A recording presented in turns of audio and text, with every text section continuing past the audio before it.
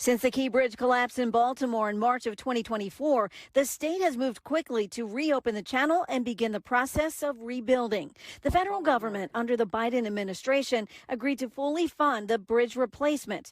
But now there's a new administration, President Trump and his transportation secretary, Sean Duffy. Duffy sent a letter to Maryland Governor Wes Moore this week, asking questions about potentially ballooning costs and the state's DEI practices, which he called unconstitutional. Could these issues derail the project? Maryland Senator Chris Van Hollen says no. This project will not be derailed. With respect to the details of the project, I will leave that to the governor and the Maryland State Department of Transportation. But from the federal level, this program, the replacement of the bridge, is embedded in law. In his letter, Duffy expressed concern about the cost, timeline, and using DEI in awarding contracts, which he says threatens to delay the project.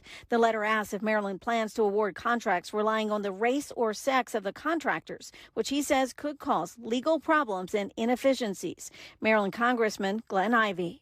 Yeah, I'm not sure what to make of that because, the state of the law hasn't changed since this was passed in the last Congress. So the law is the same. And everything that was in place now is in place then. The Trump administration has vowed to eliminate DEI, diversity, equity, and inclusion initiatives in the federal government.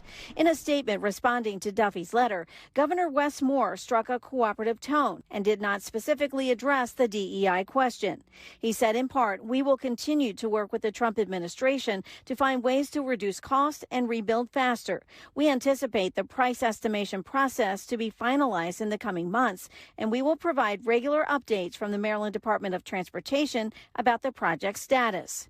Duffy's letter says his priority is to make sure projects are completed on time and on budget. Ivey says keeping the project moving without delay will make sure it does just that. And the longer you take, the more it's going to cost. So hopefully, whatever their concerns were, we can address and move this forward.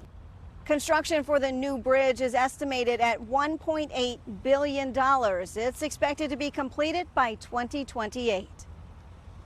On Capitol Hill, Darcy Spencer, News 4.